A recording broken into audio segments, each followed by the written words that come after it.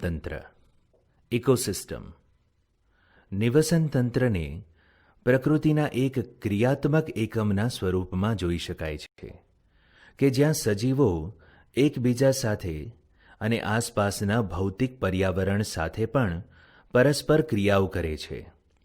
નિવસન તંત્રનો આકાર એક નાના તળાવથી લઈ વિશાળ જંગલ કે મહાસાગર સુધી હોઈ શકે છે. ઘણા પરિસ્થિતિવિદ સમગ્ર જીવાવરણને એક વૈશ્વિક નિવસન તંત્ર તરીકે જુએ છે, જેમાં પૃથ્વીના બધા જ સ્થાનિક નિવસન તંત્રો સમાવેશિત થાય છે, જેથી આ તંત્ર ખૂબ જ વિશાળ હોવાથી એક જ સમયે એકસાથે અભ્યાસ કરવો જટિલ છે. આથી અભ્યાસની અનુકૂળતા માટે તેને બે આધારભૂત કક્ષાઓમાં વિભાજિત કરી સ્થળજ અને જલજમાં નામાંકિત કરવામાં આવે છે. જંગલ, તૃણભૂમિ અને રણ સ્થળજ નિવસન તંત્રના કેટલાક ઉદાહરણો છે, તથા તળાવ, સરોવર, જલપ્લવિત ભૂમિ, નદી અને વેલાંદમુખી જલજ નિવસન તંત્રના કેટલાક ઉદાહરણો છે. કૃષિ ક્ષેત્રો અને માછલીઘરને માનવસર્જિત નિવસન તંત્રો તરીકે ઓળખી શકાય છે. આપણે સૌથી પહેલાં નિવસન તંત્રની રચનાને જોઈશું, જેથી ઊર્જા પ્રદેશ, ઊર્જાનું સ્થાનાંતરણ અને ઊર્જા નિકાલને ક્રમબદ્ધ રીતે જાણી શકીએ. એની સાથે સાથે આપણે ચક્રો, શૃંખલાઓ, જાળના સંબંધોને પણ જોઈશું કે જે તંત્ર અને તેના આંતરસંબંધો અંતર્ગત આ ઊર્જા પ્રવાહોના પરિણામ સ્વરૂપે સર્જન પામ્યા છે. નિવસન તંત્ર સંરચના અને કાર્યકી ઇકોસિસ્ટમ સ્ટ્રક્ચર એન્ડ ફંક્શન. તમે પર્યાવરણના વિવિધ ઘટકો જૈવિક અને અજૈવિક વિશે જોયું. તમે અભ્યાસ કર્યો કે કેવા પ્રકારના જૈવિક અને અજૈવિક પરિબળો સ્વતંત્ર રીતે એકબીજાને તથા તેમના પરિસરને પ્રભાવિત કરે છે. ચાલો હવે આપણે આ ઘટકોને વધુ સંકલિત સ્વરૂપમાં જોઈએ અને એ જાણીએ કે નિવસન તંત્રના ઘટકોમાં ઊર્જાનો પ્રવાહ કેવી રીતે થાય છે. જૈવિક અને અજૈવિક ઘટકોની આંતરક્રિયાઓના પરિણામ સ્વરૂપ એક ભૌતિક રચના વિકાસ પામે, જે દરેક પ્રકારના નિવસન તંત્રની લાક્ષણિકતા છે. એક નિવસન તંત્રની વનસ્પતિ અને પ્રાણી જાતિઓની ઓળખ તથા ગણના તેની જાતિઓના સંગઠનને પ્રસ્તુત કરે છે. વિવિધ સ્તરે રહેલા વિભિન્ન જાતિઓના ઉર્ધ્વસ્થ વિતરણને સ્તરીકરણ કહે છે. ઉદાહરણ: વૃક્ષો એ જંગલના સર્વોચ્ચ ઉર્ધ્વસ્થ સ્તરે, ક્ષુપો દ્વિતીય સ્તરે અને છોડ નિમ્ન સ્તરે ગોઠવાયેલા હોય છે. જ્યારે તમે નીચેના મુદ્દાઓને ધ્યાનમાં લો ત્યારે નિવસન તંત્રના બધા જ ઘટકો એક એકમ તરીકે કાર્યશીલ દેખાય છે. ઉત્પાદકતા, વિઘટન, શક્તિ પ્રવાહ અને પોષક ચક્રણ. એક જલજ નિવસન તંત્રની પ્રકૃતિને સમજવા ચાલો આપણે એક નાના તળાવનું ઉદાહરણ લઈએ. આ એક સ્પષ્ટ, સ્વયંસ્થાયી એકમ અને અપેક્ષિત રીતે સરળ ઉદાહરણ છે, જે એક જલજ નિવસન તંત્રમાં થતી જટિલ આંતરક્રિયાઓની પણ સમજ આપે છે. તળાવ એ છીછરા પાણીનું સંગ્રહ સ્થાન છે કે જેમાં ઉપર જણાવેલા નિવસન તંત્રના બધા જ 4 મૂળભૂત ઘટકો ખૂબ જ સારી રીતે પ્રદર્શિત થાય છે. પાણી એ એક અજૈવિક ઘટક છે કે જેમાં બધા જ અકાર્બનિક અને કાર્બનિક પદાર્થો દ્રાવ્ય થયેલા છે અને તળાવના તળિયે સેન્દ્રિય તત્વો સભર માટીની જમાવટ થાય છે. સૂર્ય ઊર્જાનો પ્રવેશ, તાપમાનનું ચક્ર, દિવસની અવધિ અને અન્ય આબોહવાકીય પરિસ્થિતિઓ સમગ્ર તળાવની કાર્યકીના દરનું નિયમન કરે છે. વનસ્પતિ પ્લવકો, કેટલીક લીલ અને તરતી કે નિમગ્ન તથા કિનારે જોવા મળતી વનસ્પતિઓ વગેરે સ્વયંપોષી ઘટકો જોવા મળે છે. મુક્ત રીતે તરતા અને તળિયે વસવાટ કરતા પ્રાણી પ્લવકો ઉપભોક્તાનું પ્રતિનિધિત્વ કરે છે. ફૂગ, બેક્ટેરિયા અને કશાધારીઓ વિઘટકો છે, જે ખાસ કરીને તળાવના તળિયે વિપુલ પ્રમાણમાં હોય છે. આ તંત્ર કોઈપણ નિવસન તંત્રના કે સમગ્ર જીવાવરણના બધા જ કાર્યો રજૂ કરે છે, એટલે કે સ્વયંપોષીઓ દ્વારા સ્વયંપોષીઓનો ઉપભોગ, મૃત કાર્બનિક પદાર્થોનું વિઘટન અને ખનિજીકરણ કરી સ્વયંપોષીઓ દ્વારા પુનઃ ઉપયોગ માટે તેઓને પાછા મુક્ત કરવા, આ ઘટનાઓનું વારંવાર પુનરાવર્તન થતું રહે છે. ઉચ્ચ પોષક સ્તરો તરફની ઊર્જાનું એકમાર્ગી વહન તથા પર્યાવરણમાં ઉષ્મા સ્વરૂપે તેનો અપવ્યય અને ઘટાડો થાય છે.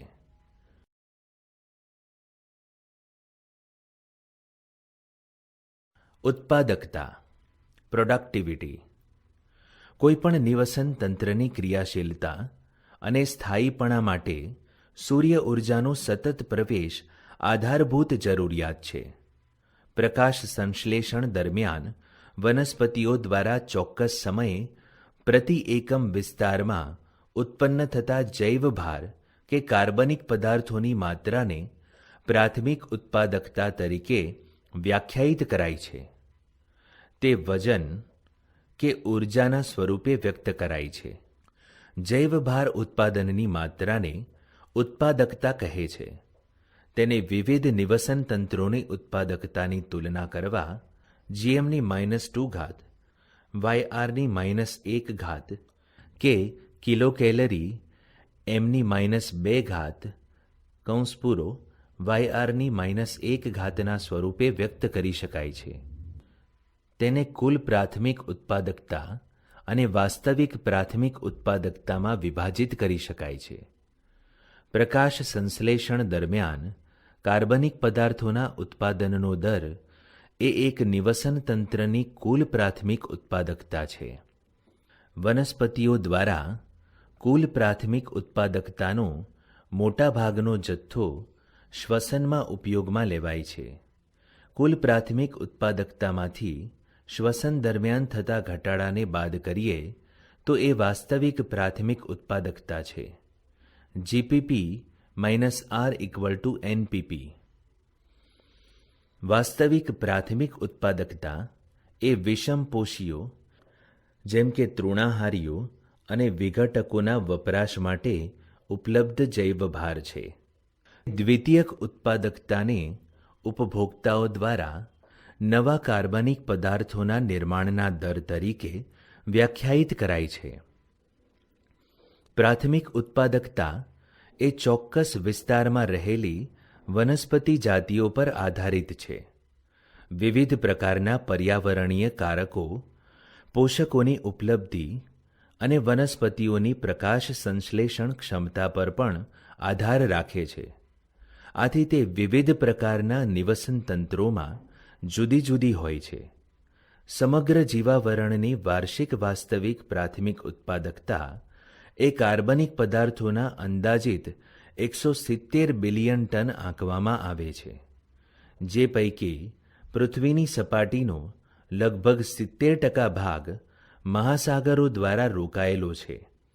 તેમ છતાં પણ મહાસાગરોની ઉત્પાદકતા ફક્ત 55 બિલિયન ટન છે. અલબત્ત બાકી રહેલી માત્રા ભૂમિ પરની જ છે.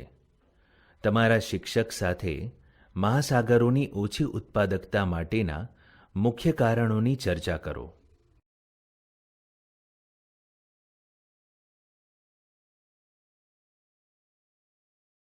વિઘટન, ડિકમ્પોઝિશન. તમે કદાચ સાંભળ્યું હશે કે અળસિયાઓને ખેડૂતોના મિત્રો તરીકે ઉલ્લેખ કરવામાં આવે છે, કારણ કે તેઓ જટિલ કાર્બનિક દ્રવ્યોને તોડવામાં તેમજ તેની સાથે સાથે જમીનને પોચી બનાવવામાં મદદરૂપ છે. આ જ પ્રકારે વિઘટકો જટિલ કાર્બનિક દ્રવ્યોને કાર્બન ડાયોક્સાઇડ, પાણી અને પોષકો જેવા અકાર્બનિક પદાર્થોને વિઘટિત કરવામાં મદદરૂપ બને છે. આ પ્રક્રિયાને વિઘટન કહે છે. વનસ્પતિઓના મૃત અવશેષ જેવા કે પર્ણો, છાલ, પુષ્પો તથા પ્રાણીઓના મૃત અવશેષ, મળમૂત્ર સહિતના દ્રવ્યો એ મૃત અવશેષીય ઘટકો બનાવે છે કે જેઓ વિઘટન માટેના કાચા પદાર્થો છે. અવખંડન, ધોવાણ, અપચય, સેન્દ્રિયકરણ અને ખનિજીકરણ વગેરે વિઘટનીય પ્રક્રિયાના મહત્વપૂર્ણ ચરણો છે. મૃતભક્ષીઓ જેવા કે અળસિયા મૃત અવશેષીય પદાર્થોને નાના નાના કણોમાં તોડી નાખે છે. આ પ્રક્રિયા અવખંડન કહેવાય છે. ધોવાણની પ્રક્રિયા દ્વારા જલદ્રાવ્ય અકાર્બનિક પોષકો ભૂમિના સ્તરોમાં પ્રવેશ પામે છે અને અનુપલબ્ધ ક્ષારો તરીકે અવક્ષેપિત થઈ જાય છે. બેક્ટેરિયા અને ફૂગના ઉત્સેચકો મૃત અવશેષીય ઘટકોને સરળ અકાર્બનિક પદાર્થોમાં વિઘટન કરે છે. આ પ્રક્રિયા અપચય કહેવાય છે. એ નોંધવું મહત્વનું છે કે વિઘટનમાં ઉપરયુક્ત બધા જ તબક્કાઓ મૃત અવશેષીય ઘટકો પર સમાંતર એક સાથે સતત ચાલ્યા કરે છે. સેન્દ્રિયકરણ અને ખનિજીકરણ પ્રક્રિયાઓ જમીનમાં વિઘટન દરમિયાન થતી રહે છે. સેન્દ્રિયકરણ દ્વારા એક ગાઢ રંગના અસ્ફટિકમય પદાર્થનું નિર્માણ થાય છે. તેને સેન્દ્ર કહેવાય છે, જે સૂક્ષ્મ જીવાણુકીય ક્રિયાઓ માટે ખૂબ જ પ્રતિરોધક હોય છે તથા તેનું વિઘટન અતિશય ધીમા દરે ચાલ્યા કરે છે. કલીલ પ્રકૃતિ હોવાને કારણે તે પોષકોના સંચય સ્થાન તરીકે કાર્ય કરે છે. સેન્દ્ર ફરીથી કેટલાક સૂક્ષ્મજીવો દ્વારા વિઘટન પામે છે અને અકાર્બનિક પોષકો મુક્ત કરે છે, જે ખનિજીકરણ તરીકે ઓળખાતી પ્રક્રિયા દ્વારા થાય છે. વિઘટન એ ખૂબ જ ઓક્સિજન આવશ્યક હોય એવી એક પ્રક્રિયા છે. વિઘટનનો દર મૃત અવશેષીય ઘટકો અને પર્યાવરણીય કારકોના રાસાયણિક સંગઠનો દ્વારા નિયંત્રિત હોય છે. એક ચોક્કસ પર્યાવરણીય પરિસ્થિતિમાં જ્યારે મૃત અવશેષીય ઘટકો લિગ્નિન અને કાઇટિન સભર હોય ત્યારે વિઘટનનો દર ખૂબ જ ધીમો હોય છે અને જો મૃત અવશેષીય ઘટકો નાઇટ્રોજન તથા શર્કરા જેવા જલદ્રાવ્ય પદાર્થો સભર હોય ત્યારે તે ખૂબ જ ઝડપી હોય છે. તાપમાન અને ભૂમિનો ભેજ ખૂબ જ મહત્વના પર્યાવરણીય કારકો છે, જે ભૂમિના સૂક્ષ્મજીવોની ક્રિયાઓ પર તેમની અસર દ્વારા વિઘટનનું નિયમન કરે છે. હૂંફાળું અને ભેજયુક્ત પર્યાવરણ વિઘટન માટે અનુકૂળ છે, જ્યારે ઓછું તાપમાન અને અજારક જીવન વિઘટનને અવરોધે છે. તેના પરિણામ સ્વરૂપ કાર્બનિક દ્રવ્યોના ભંડાર રચાય છે.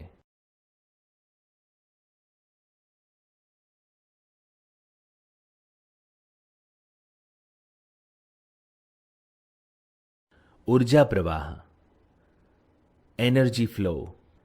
ઊંડા સમુદ્રના જલતાપીય નિવસન તંત્ર સિવાય પૃથ્વી પરના બધા જ નિવસન તંત્રો માટે શક્તિના પ્રવાહનો એકમાત્ર સ્ત્રોત સૂર્ય જ છે. આપાત સૌર વિકિરણના 50% કરતાં પણ ઓછા ભાગનો પ્રકાશ સંશ્લેષીય સક્રિય વિકિરણમાં પરિણમે છે.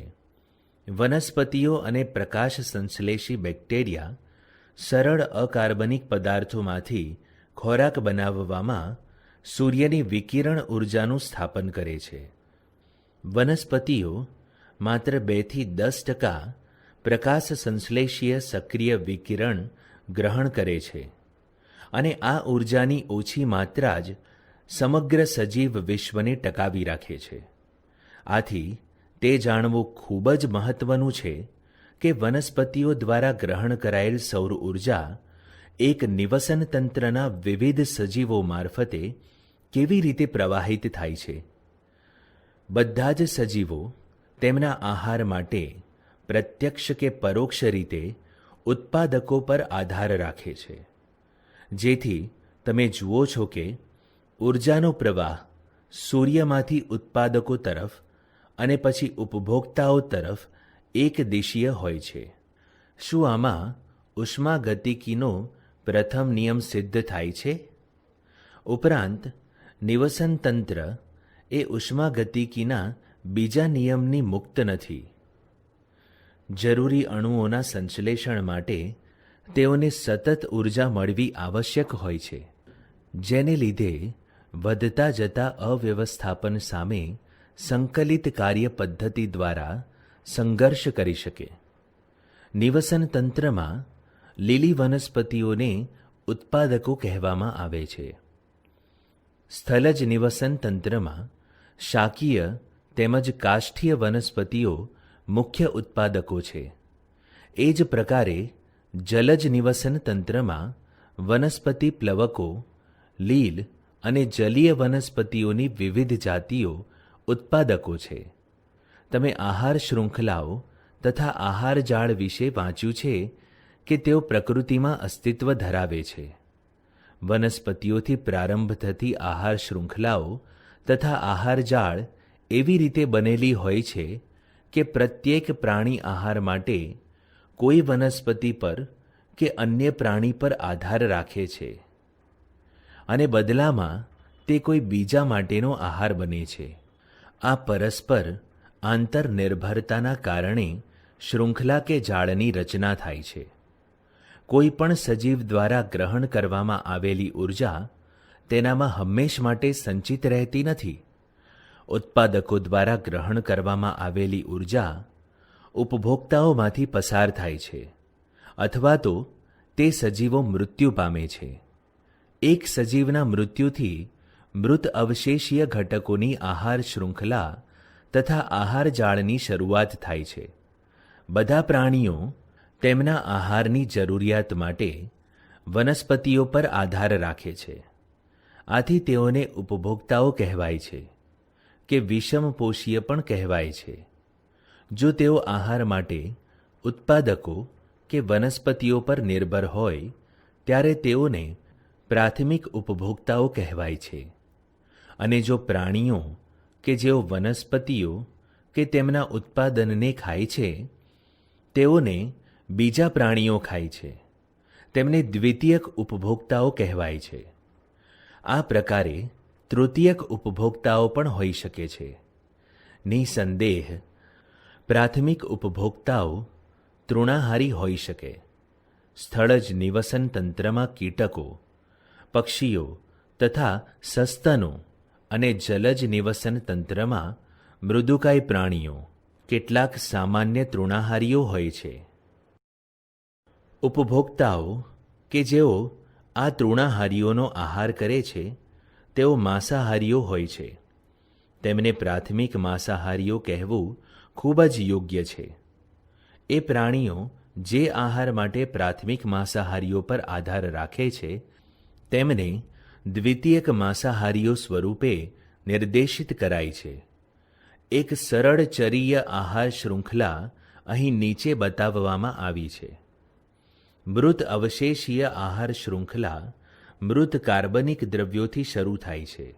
તે વિઘટકોની બનેલી હોય છે કે જેઓ વિષમપોષી સજીવો છે. તેઓ મુખ્યત્વે ફૂગ અને બેક્ટેરિયા છે.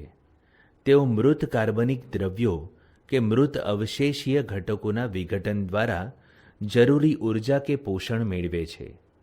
તેઓને મૃતપોષીઓ તરીકે પણ ઓળખવામાં આવે છે. વિઘટકો પાચક ઉત્સેચકો સ્ત્રવિત કરે છે, જે મૃત કે નકામા પદાર્થોને સરળ અકાર્બનિક પદાર્થોમાં ફેરવે છે. ત્યારબાદ તેઓને તેમના જ દ્વારા શોષી લેવામાં આવે છે. જલજ નિવસન તંત્રમાં ચરીય આહાર શૃંખલા ઊર્જા પ્રવાહ માટે મહત્વનું પાસું છે. તેની વિરુદ્ધ સ્થળજ નિવસન તંત્રમાં ચરીય આહાર શૃંખલા કરતાં મૃત આહાર શૃંખલા દ્વારા ઘણી વધારે ઊર્જા પ્રવાહિત થાય છે. મૃત આહાર શૃંખલાને કેટલાક સ્તરે ચરીય આહાર શૃંખલા સાથે જોડી શકાય છે. મૃત આહાર શૃંખલાના કેટલાક સજીવો ચરીય આહાર શૃંખલાના પ્રાણીઓનો શિકાર બની જાય છે તથા એક નૈસર્ગિક નિવસન તંત્રમાં વંદા, કાગડા વગેરે જેવા કેટલાક પ્રાણીઓ સર્વભક્ષી હોય છે. આ આહાર શૃંખલાઓની પ્રાકૃતિક આંતરસંધિ એક આહાર જાળનું નિર્માણ કરે છે. તમે માનવજાતને કેવી રીતે વર્ગીકૃત કરશો? સજીવોના અન્ય સજીવો સાથેના આહાર સંબંધોના આધારે તે નૈસર્ગિક પરિસર કે સમાજમાં ચોક્કસ સ્થાન પામે છે. તેમના પોષણ કે ખોરાકના સ્ત્રોત પર આધારિત બધા સજીવો આહાર શૃંખલામાં ચોક્કસ સ્થાન લે છે, જેને તેમના પોષક સ્તર તરીકે ઓળખવામાં આવે છે. ઉત્પાદકો એ પ્રથમ પોષક સ્તરે, તૃણાહારીઓ દ્વિતીયક પોષક સ્તરે અને માંસાહારીઓ તૃતીયક પોષક સ્તરે સમાવેશિત છે. અહીં અગત્યના મુદ્દાની નોંધ કરવા જેવી છે કે અનુક્રમિત પોષક સ્તરે ઊર્જાની માત્રા ઘટતી જાય છે. જ્યારે કોઈ સજીવો મૃત્યુ પામે છે ત્યારે તેઓ મૃત અવશેષીય ઘટકો કે મૃત જૈવભારમાં ફેરવાઈ જાય છે, જે વિઘટકો માટે ઊર્જાના એક સ્ત્રોતનું કામ કરે છે. દરેક પોષક સ્તરે સજીવો તેમની ઊર્જાની આવશ્યકતા માટે તેમનાથી નિમ્ન પોષક સ્તર પર આધાર રાખે છે. દરેક પોષક સ્તર એક ચોક્કસ સમયે જીવંત પદાર્થોનો કેટલોક જથ્થો ધરાવે છે. તેને પ્રાપ્ય પાક કહેવાય છે. પ્રાપ્ય પાકને સજીવોનો જથ્થો કે એકમ વિસ્તારની તેમની સંખ્યા દ્વારા માપી શકાય છે. એક જાતિના જૈવભારને તેના તાજા કે શુષ્ક વજનના શબ્દોમાં અભિવ્યક્ત કરવામાં આવે છે. જૈવભારનું માપન તેના શુષ્ક વજનમાં થાય તે ખૂબ જ ઉચિત છે. શા માટે? ચર્ય આહાર શૃંખલામાં પોષક સ્તરોની સંખ્યા મર્યાદિત હોય છે. એ પ્રકારે ઊર્જા પ્રવાહનું સ્થાનાંતરણ 10% ઓછું હોય છે. એટલે કે દરેક નિમ્ન પોષક સ્તરમાંથી તેનાથી ઉચ્ચ પોષક સ્તર પર માત્ર 10% જ ઊર્જા પ્રવાહિત થાય છે. પ્રકૃતિમાં આવા ઘણા બધા સ્તરોની સંભાવના રહેલી છે, જેમ કે ચરીય આહાર શૃંખલામાં ઉત્પાદકો, તૃણાહારીઓ, પ્રાથમિક માંસાહારીઓ, દ્વિતીયક માંસાહારીઓ વગેરે. શું તમે વિચારી શકો છો કે મૃત આહાર શૃંખલામાં આવી કોઈ સીમા મર્યાદા હોય?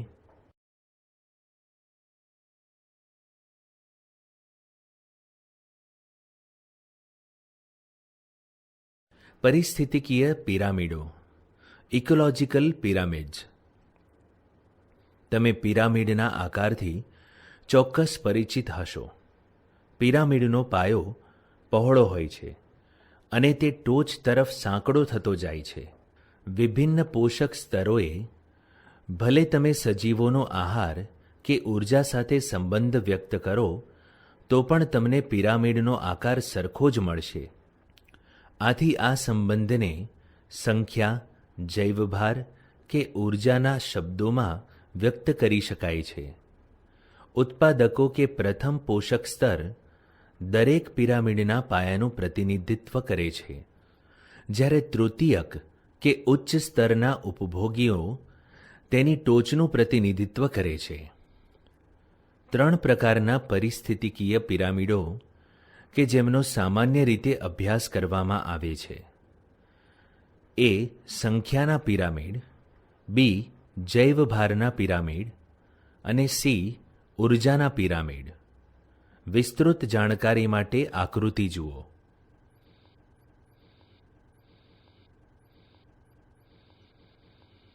ઊર્જા પ્રમાણ, જૈવભાર કે સંખ્યાઓની કોઈ પણ ગણતરીમાં પોષક સ્તરે રહેલા બધા સજીવોનો સમાવેશ કરવો જોઈએ. જો આપણે કોઈ પણ પોષક સ્તરે રહેલા ફક્ત થોડાક જ વ્યક્તિગત સજીવોને ગણતરીમાં લઈએ તો આપણા દ્વારા કરવામાં આવેલ કોઈ પણ સામાન્યીકરણ સાચું નહીં હોય. ક્યારેક એક વ્યક્તિગત સજીવ એક જ સમયે એક સાથે એક કરતાં વધારે પોષક સ્તરોમાં જોવા મળે છે. આપણે એ અવશ્ય ધ્યાનમાં રાખવું જોઈએ કે પોષક સ્તર એ એક ક્રિયાત્મક સ્તરનું પ્રતિનિધિત્વ કરે છે, નહીં કે આવી કોઈ જાતિનું. આપેલ જાતિ એક જ સમયે એ જ નિવસન તંત્રમાં એક કરતાં વધારે પોષક સ્તરે ઉપસ્થિત થઈ શકે છે.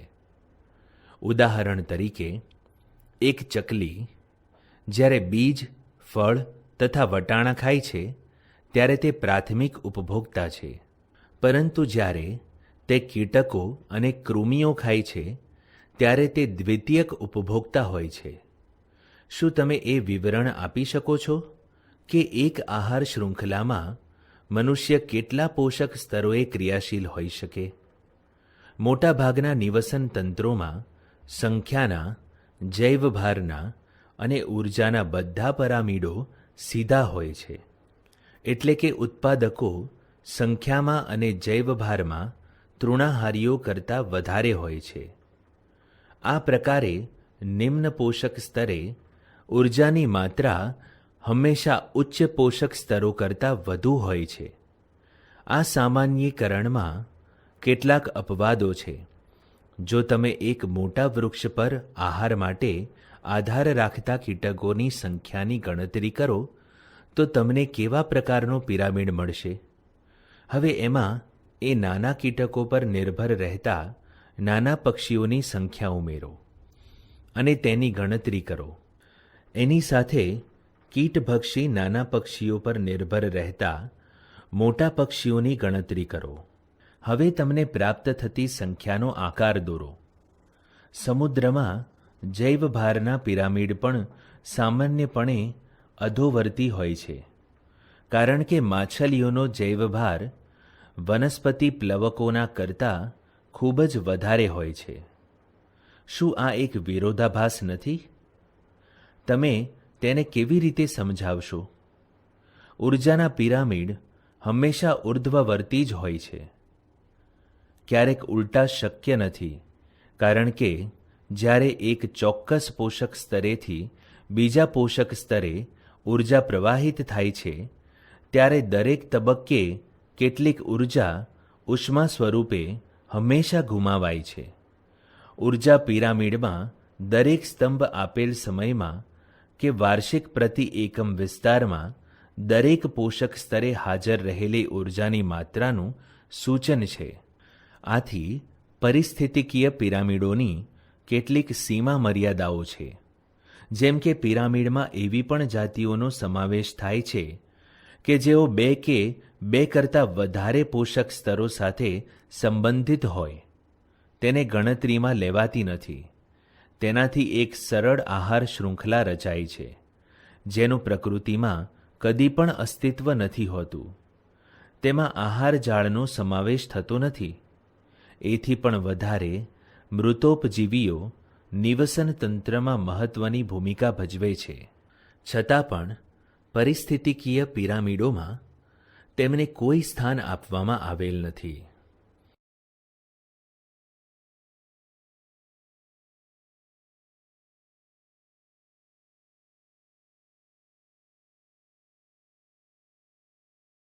પરિસ્થિતિકીય અનુક્રમણ, ઇકોલોજીકલ સક્સેશન. વસ્તી તથા સમાજની લાક્ષણિકતાઓ અને પર્યાવરણ પ્રત્યેની તેમની પ્રતિક્રિયા તેમજ આવી પ્રતિક્રિયાઓ કેવા પ્રકારે એક વ્યક્તિગત પ્રતિક્રિયાથી જુદી પડે છે તેનો અભ્યાસ કર્યો હશે. ચાલો આપણે સમયની સાથે પર્યાવરણ પ્રત્યેની જૈવ સમાજની પ્રતિક્રિયાના અન્ય પાસાઓ તપાસીએ. બધા સમાજની મહત્વપૂર્ણ લાક્ષણિકતા એ છે કે પર્યાવરણની બદલાતી પરિસ્થિતિઓની સાથે તેમના બંધારણ અને રચનામાં સતત પરિવર્તન થતું રહે છે.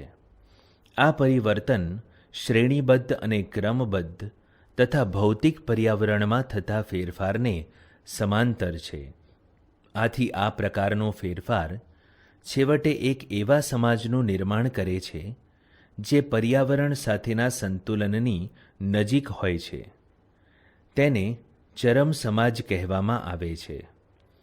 આપેલ ક્ષેત્રમાં જાતિના બંધારણમાં થતા ક્રમશઃ અને ધારી શકાય તેવા ફેરફારોને પરિસ્થિતિકીય અનુક્રમણ કહે છે.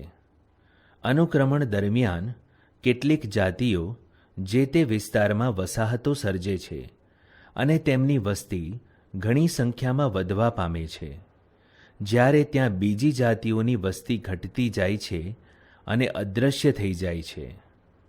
સમાજનો સમગ્ર ક્રમ જે આપેલ વિસ્તારમાં સફળતાપૂર્વક અનુક્રમિત રીતે પરિવર્તિત થાય છે તેને ક્રમક કહે છે. વ્યક્તિગત પરિવર્તનશીલ સમુદાયોને ક્રમકી અવસ્થાઓ કે ક્રમકી સમાજ કહેવામાં આવે છે. અનુક્રમિત ક્રમકી અવસ્થાઓમાં સજીવોની જાતિઓની ભિન્નતા, જાતિ અને સજીવોની સંખ્યામાં વધારો અને તેની સાથે કુલ જૈવભારમાં વધારો થવા જેવા પરિવર્તનો થાય છે. વિશ્વમાં પ્રવર્તમાન સમાજો ધરતી પર જીવનની શરૂઆત થઈ ત્યારથી લાખો વર્ષોના અનુક્રમણના પરિણામ સ્વરૂપે રચાયા છે. વાસ્તવિક રીતે અનુક્રમણ અને ઉત્ક્રાંતિ એ જે તે સમયે સમાંતર પ્રક્રિયાઓ હતી. આથી અનુક્રમણ એક એવી પ્રક્રિયા છે કે જે જગ્યાએ તે શરૂ થાય છે ત્યાં કોઈ સજીવો હોતા નથી, અથવા કોઈ એવો વિસ્તાર કે જ્યાં ક્યારેય પણ કોઈ સજીવોનું અસ્તિત્વ ન રહ્યું હોય. ઉદાહરણ તરીકે ખુલ્લા ખડક કે કોઈ એવા વિસ્તારો કે જ્યાં પહેલાં ક્યારેક સજીવો અસ્તિત્વમાં હતા. કોઈ પ્રકારે તેઓ બધા જ નાશ પામ્યા હોય. પહેલાને પ્રાથમિક અનુક્રમણ કહે છે, જ્યારે બીજાને દ્વિતીયક અનુક્રમણ કહે છે. પ્રાથમિક અનુક્રમણ જ્યાં થાય છે તેવા વિસ્તારોના ઉદાહરણ નવો ઠંડો પડેલો લાવા, ખુલ્લા ખડક, નવસર્જિત તળાવ કે જળાશય વગેરે છે. નવા જૈવિક સમાજના સ્થાપનની પ્રક્રિયા ઘણી ધીમી હોય છે. વિવિધ સજીવોના જૈવિક સમાજની સ્થાપના થાય તે પહેલાં ત્યાં ભૂમિ હોવી આવશ્યક છે. મહદઅંશે આબોહવા પર આધારિત ખુલ્લા ખડક પર ફળદ્રુપ જમીનના નિર્માણની પ્રાકૃતિક પ્રક્રિયાઓમાં સદીઓથી હજારો વર્ષો લાગે છે.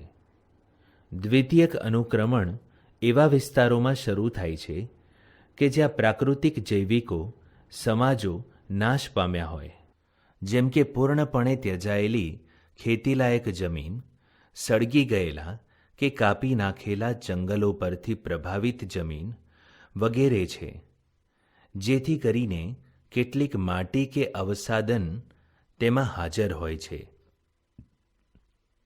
દ્વિતીયક અનુક્રમણની ક્રિયા પ્રાથમિક અનુક્રમણ કરતાં ઝડપી હોય છે. પરિસ્થિતિકીય અનુક્રમણનું વર્ણન સામાન્યતઃ વાનસ્પતિક સમૂહોના પરિવર્તન પર ધ્યાન કેન્દ્રિત કરે છે, જેથી વાનસ્પતિક સમૂહનું પરિવર્તન વિવિધ પ્રકારના પ્રાણીઓ માટે ખોરાક તથા આશ્રય સ્થાનને પ્રભાવિત કરે છે. આથી જેમ જેમ અનુક્રમણ ક્રિયા આગળ વધે છે તેમ તેમ પ્રાણીઓની સંખ્યા અને પ્રકારો તેમજ વિઘટકો પણ બદલાય છે. કોઈપણ સમય દરમિયાન પ્રાથમિક અને દ્વિતીયક અનુક્રમણને કુદરતી કે માન પ્રેરિત ખલેલ દ્વારા અનુક્રમણની ચોક્કસ ક્રમક અવસ્થાને તે પહેલાંની અવસ્થામાં તબદીલ કરી શકાય છે. આવા પ્રકારની ખલેલોથી એવી નવી સ્થિતિઓ નિર્માણ પામે છે કે જેમાં કેટલીક નવી જાતિઓને વિકાસ પામવા પ્રોત્સાહન મળે છે અને અન્ય જાતિઓ હતોત્સાહિત કે ખસી જાય છે. વનસ્પતિઓનું અનુક્રમણ, સક્સેશન ઓફ પ્લાન્ટ્સ, નૈસર્ગિક નિવાસ સ્થાનોની પ્રકૃતિ પર આધારિત, ભલે તે પાણી હોય કે ખૂબ જ શુષ્ક વિસ્તારો હોય, વનસ્પતિઓના અનુક્રમણને અનુક્રમે જલ આરંભી કે શુષ્ક આરંભી કહેવાય છે. જલ આરંભી અનુક્રમણ ખૂબ જ જલમગ્ન વિસ્તારોમાં થાય છે તથા અનુક્રમિત શ્રેણી જલીયમાંથી સંક્રમિત મધ્યમ જલ પરિસ્થિતિઓ તરફ આગળ વધે છે. એનાથી વિરુદ્ધ શુષ્ક આરંભી અનુક્રમણ શુષ્ક વિસ્તારોમાં હોય છે તથા તે અનુક્રમિત શ્રેણી જીર્ણતામાંથી સંક્રમિત મધ્યમ જલ પરિસ્થિતિઓ તરફ વિકાસ પામે છે. આમ જલ આરંભી અને શુષ્ક આરંભી બંને અનુક્રમણો એ મધ્યમ જલ પરિસ્થિતિઓ તરફ દોરાય છે, નહીં કે અતિશય શુષ્ક તથા ન તો ખૂબ જ ભેજમય પરિસ્થિતિઓ તરફ.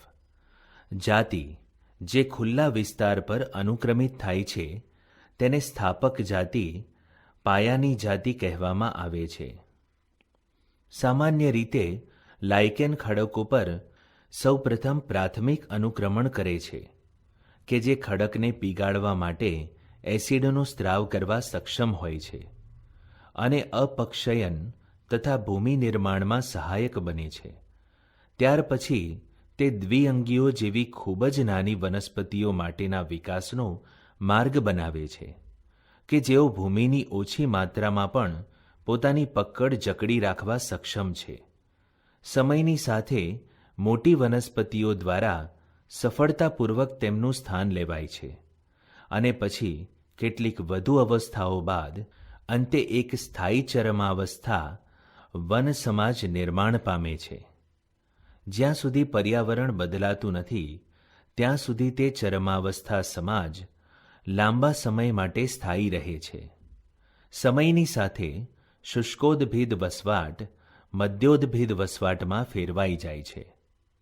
પાણીમાં પ્રાથમિક અનુક્રમણમાં નાના વનસ્પતિ પ્લવકો પાયાની જાતિઓ હોય છે કે જેઓ સમય જતાં મૂળધારી નિમિજ્જિત વનસ્પતિઓ દ્વારા પ્રસ્થાપિત થાય છે તથા મુક્ત રીતે તરતી વનસ્પતિઓ દ્વારા તેને અનુસરીને મૂળધારી તરતી આવૃત્ત બીજધારીઓ પ્રસ્થાપિત થાય છે. ત્યારબાદ નરકુલ અવસ્થા, ઘાસમય ભીની જમીન, જાડી ઝાંખરામય અવસ્થા અને અંતે વૃક્ષો પ્રતિસ્થાપિત થાય છે. જંગલ જ ત્યાર પછીનો ચરમાવસ્થા સમુદાય હોઈ શકે છે. સમયની સાથે જળ સંગ્રહ સ્થાન એ જ સ્થળ જ નિવસન તંત્રમાં પરિવર્તિત થઈ જાય છે. દ્વિતીયક અનુક્રમણમાં જાતિનું અનુક્રમણ, ભૂમિની સ્થિતિ, પાણીની ઉપલબ્ધિ, પર્યાવરણ તથા બીજ કે તેમાં રહેલા અન્ય પ્રાંકુરો પર આધારિત હોય છે. જો કે પહેલેથી ભૂમિ ત્યાં ખરેખર હાજર હોય છે. અહીં અનુક્રમણનો દર ખૂબ જ ઝડપી હોય છે. આથી ચરમાવસ્થા પણ ખૂબ જ ત્વરિત રીતે પ્રાપ્ત થઈ જાય છે. સમજવા માટે એ મહત્વનું છે કે અનુક્રમણ, ખાસ કરીને પ્રાથમિક અનુક્રમણ, એક ખૂબ ધીમી પ્રક્રિયા છે જેને ચરમાવસ્થા સુધી પહોંચવા માટે કદાચ હજારો વર્ષો લાગે છે. બીજું મહત્વનું સત્ય એ છે કે બધા અનુક્રમણ, ભલે એ પાણીમાં હોય કે ભૂમિ પર, એક જ સરખા પ્રકારે ચરમાવસ્થા સમાજ એ મધ્ય જલ પરિસ્થિતિ તરફ આગળ વધે છે.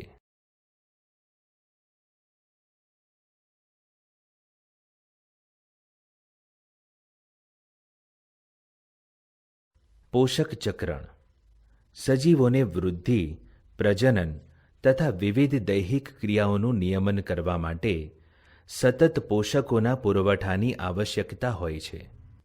કોઈ આપેલ સમયે ભૂમિમાં હાજર તત્કાલીન કાર્બન, નાઇટ્રોજન, ફોસ્ફરસ, કેલ્શિયમ વગેરે જેવા પોષકોની માત્રાને ઉપલબ્ધ સ્થિતિ અવસ્થા તરીકે ઓળખવામાં આવે છે. તે જુદા જુદા પ્રકારના નિવસન તંત્રોમાં જુદી જુદી હોય છે અને ઋતુ પર પણ આધારિત હોય છે. પોષકો જેઓ નિવસન તંત્રોથી ક્યારેય સંપૂર્ણપણે દૂર થતા નથી, પરંતુ તેઓ વારંવાર પુનઃચક્રણ પામે છે તથા આ પુનઃચક્રણ અનંતકાળ સુધી ચાલ્યા કરે છે. નિવસન તંત્રના વિવિધ ઘટકો દ્વારા પોષક તત્વોની ગતિશીલતાને પોષક ચક્રણ કહેવાય છે. પોષક ચક્રણનું બીજું એક નામ જૈવ ભૂરાસાયણિક ચક્રો છે. પોષણ ચક્રો બે પ્રકારના હોય છે, એ વાયુરૂપ અને બી અવસાદી. વાયુરૂપ પ્રકારના પોષક ચક્ર એટલે કે નાઇટ્રોજન, કાર્બન ચક્ર માટેના ભંડાર, સંચય સ્થાન વાતાવરણમાં હોય છે તથા અવસાદી ચક્ર એટલે કે સલ્ફર ફોસ્ફરસ ચક્ર તેમના માટેના ભંડાર પૃથ્વીના પોપડા કે સ્તરમાં આવેલો હોય છે. પર્યાવરણીય ઘટકો જેવા કે ભૂમિ, ભેજ, પીએચ, તાપમાન વગેરે વાતાવરણમાં પોષકોને મુક્ત કરવાના દરનું નિયંત્રણ કરે છે.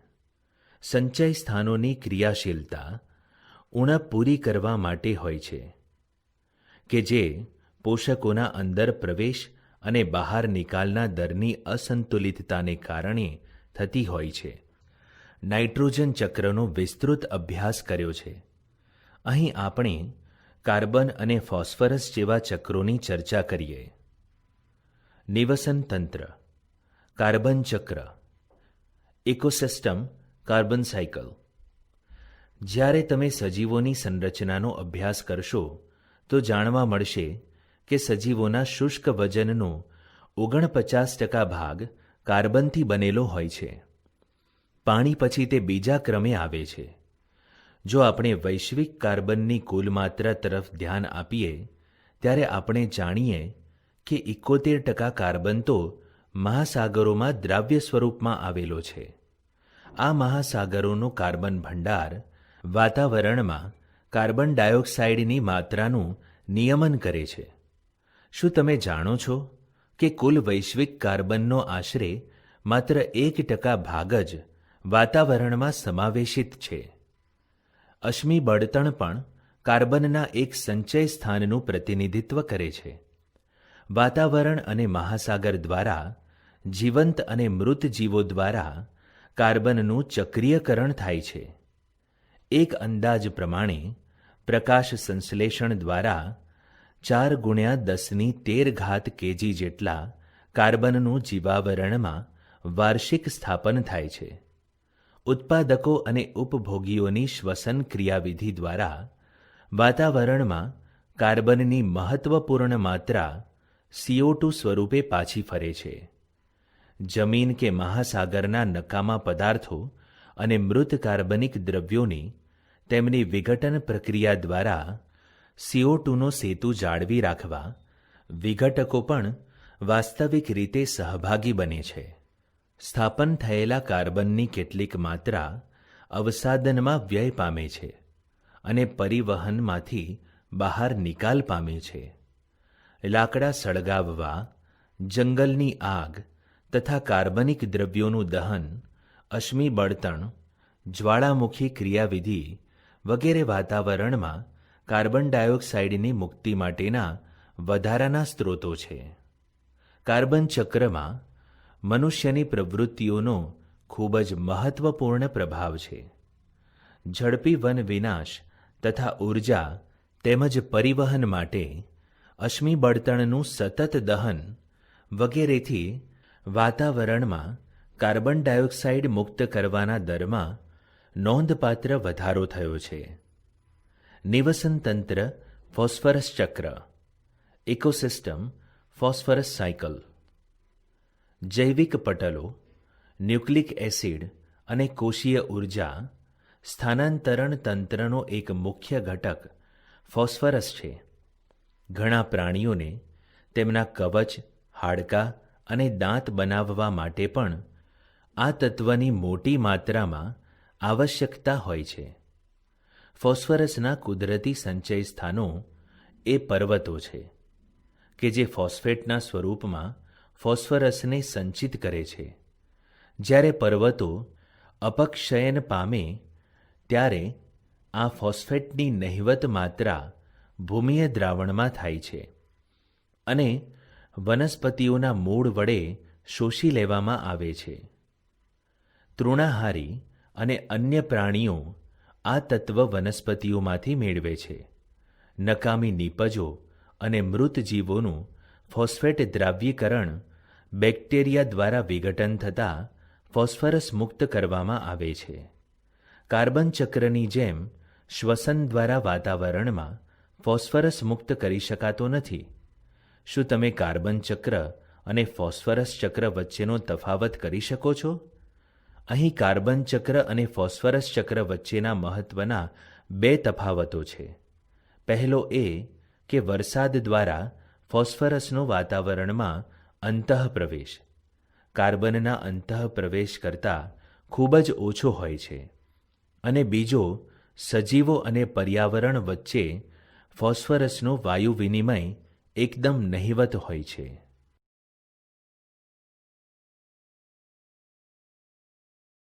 નિવસન તંત્રીય સેવાઓ, ઇકોલોજીકલ સર્વિસીસ. તંદુરસ્ત નિવસન તંત્ર એ આર્થિક, પર્યાવરણીય અને સૌંદર્યલક્ષી સામાન અને સેવાઓની વ્યાપક વિસ્તૃતિ માટેનો આધાર છે. નિવસન તંત્રીય પ્રક્રિયાઓની નીપજોને નિવસન તંત્ર સેવાઓના નામથી જાણી શકાય છે.